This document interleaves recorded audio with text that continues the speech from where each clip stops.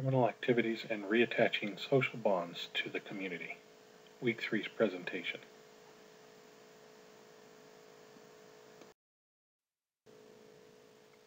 Three deviant or criminal activities that college-age individuals may engage in are simple assault, driving under the influence, and drug possession and/or use. These have been selected for this presentation because of their high arrest rates. In looking at 2010 arrest rates for these activities, for individuals between the ages of 18 and 21, or college age, the rates run well into the hundreds of thousands for each activity. The number of arrests for each of these items is 175,573 for simple assault, 173,742 for driving under the influence, and 328,408 for drug possession and/or use. The arrest totals for just these three activities alone for 2010 was 677,723. The following slide captures the arrest totals and crime types for the ages of 18 to 21 in 2010.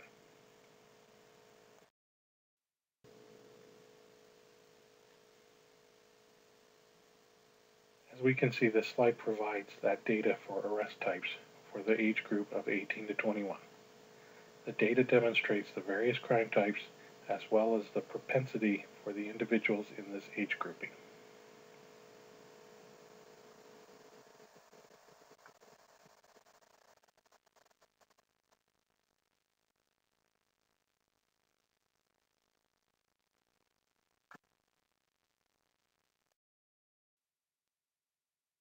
We're now going to examine some of these activities. According to the Uniform Crime Reports of the Federal Bureau of Investigation, the definition of assault or simple assault and attempted assaults are where no weapons was used or no serious aggravated injury resulted to the victim. Stalking, intimidation, coercion, and hazing are included.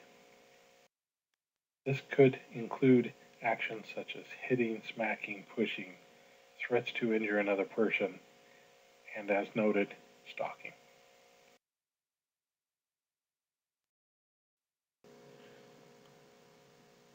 The definition of DUI is the driving or operating a motor vehicle or common carrier while mentally or physically impaired as a result of consuming an alcoholic beverage or using a drug or narcotic. If you are in control of a motor vehicle after consuming drugs or alcohol, you are an impaired driver. DUI is an activity that impacts many people that may not normally follow other normal guidance and laws from society. People do not estimate how much they consume and can handle, or people believe that they are fine and have enough experience to drive after consuming alcohol. Individuals that have been drinking may believe that accidents or problems associated with DUI may not happen to them. It is not indicated what this off-duty officer was thinking when he smashed his pickup into a power pole and house, depicted in the photo. Being a professional in law enforcement, he should have been acutely aware of the issues associated with the actions he took. Dangers posed to the individual partaking in the activity as well as the general public is why this crime is looked at so heavily by the general public.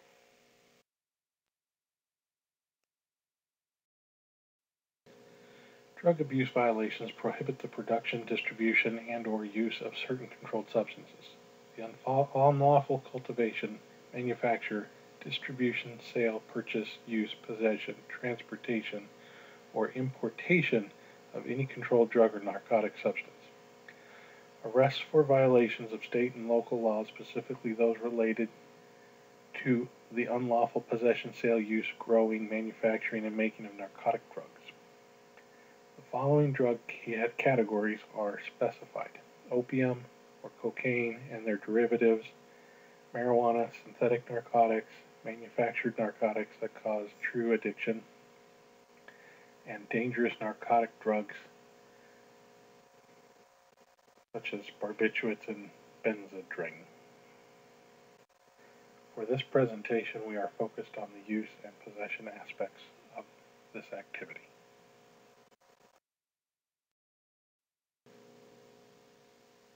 Justifications of these activities. People can develop a set of justifications for their law-violating behavior.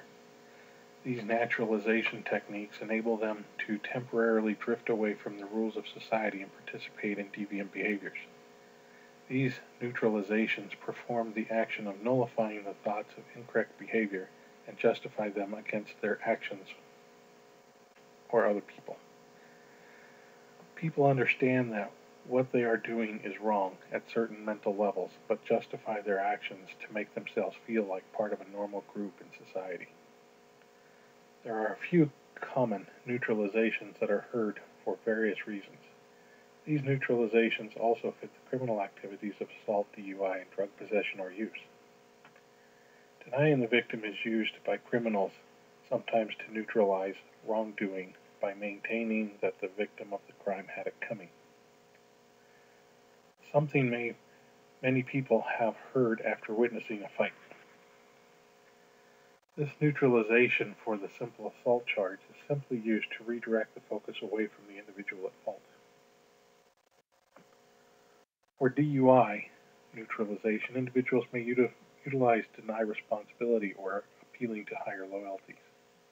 For the denial of responsibility, the individual at fault may claim their unlawful acts were simply not their fault, or that the criminal acts resulted from forces beyond their control or were accidents. Uses of indicating they did not drink enough, they had no way to get home, or their driver left without them are all denials of the responsibility. Appealing to higher loyalties can also apply to drug possession or use. The appealing to higher loyalties for DUI and drug crimes is often related to the criminals arguing that they are caught in a dilemma of being loyal to their own peer group while at the same time attempting to abide by rules of society.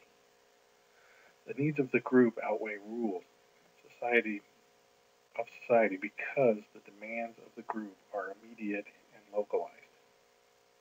Individuals will argue that they will not have a social life if they do not participate in the activities of the group, condemning the consumers,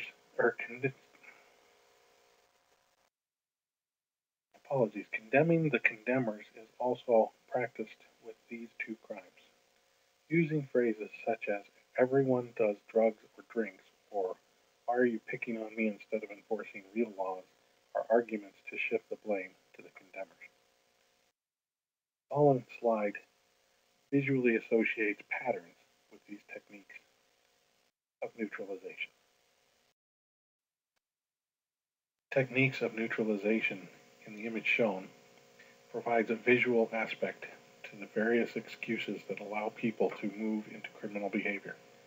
This movement allows criminals to adjust their thought processes to justify their actions to themselves while attempting to convince others that may be questioning the criminal's behavior. The theory of neutralization presupposes a condition that allows people to neuralize unconventional norms and values by using such slogans as, I didn't mean to do it, I didn't really hurt anybody, they had it coming to them, everybody's picking on me, and I didn't do it for myself.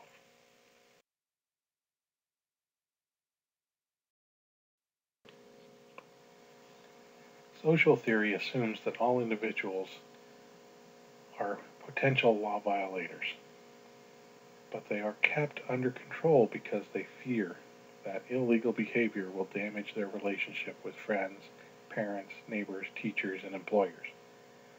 When people have strong ties with their parents, neighbors, and others, it creates a desire to conform to those individuals' ideas about social behaviors. People inherently want to socialize with other people, and when they have stable structures that solidifies the social bonds, they have less propensity to commit crimes.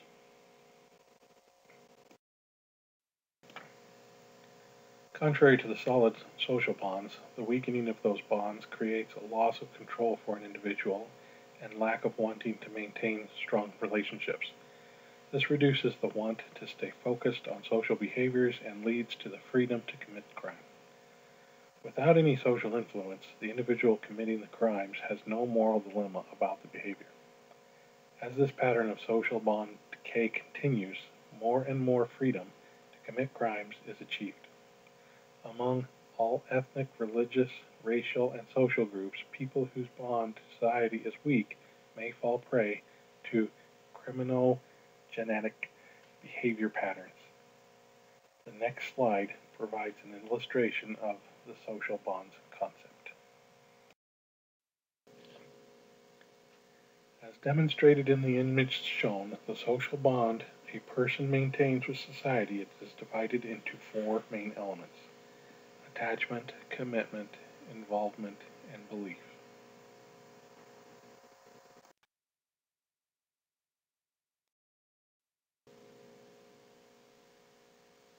Social bonds and probation and parole. There have been a few studies in the process of reintegration of criminals into society and the effects of these labels on those individuals. Although there has been increasing acknowledgement that overcoming the stigma of incarceration may be an important dimension in successful prisoner reintegration, quantitative research on the subject is scarce.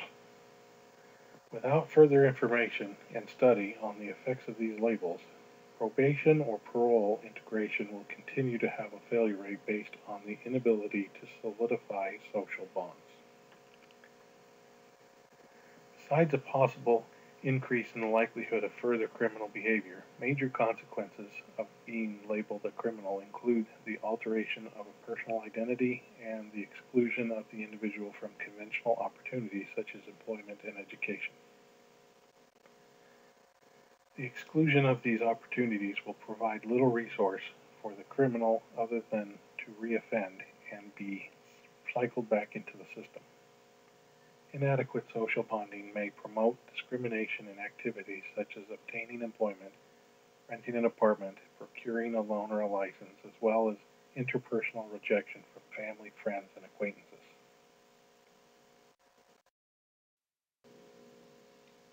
Strong social bonds to society are thought to be important for successful prisoner reintegration. This may have a negative impact on perception of stigma. The existence of healthy social bond satisfaction with their employment situation and family relationships prior to their last offense had a strong negative impact based on the social prejudice against ex-convicts. Strong ties to work and family before their crime has a direct impact on the label imprinting on the individual following their crime.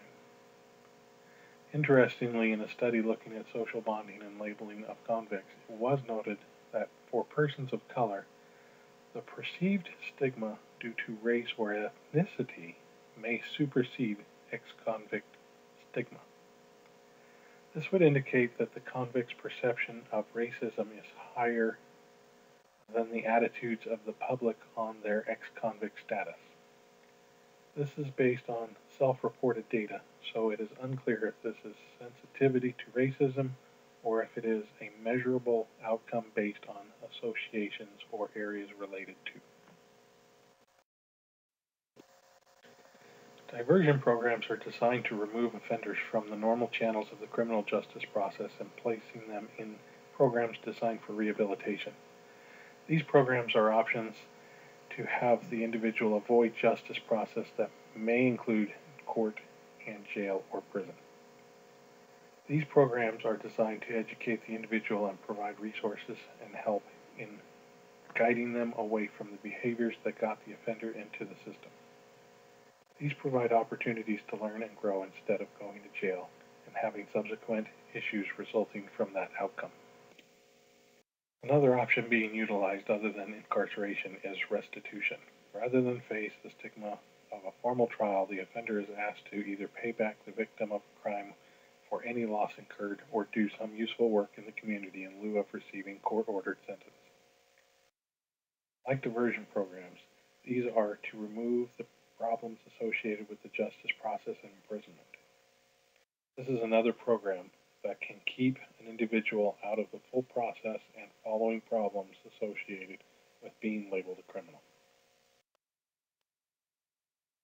Career, work furlough, and educational opportunity programs provide individuals that are incarcerated with the ability to keep from being isolated from their social structures completely. These programs are designed to help inmates maintain a stake in society so they will be less willing to resort to criminal activities on their release. By providing the ability for the offenders to maintain their work or be educated while trained with useful skills, the individual can successfully reintegrate into society upon release and have a lower recidivism rate.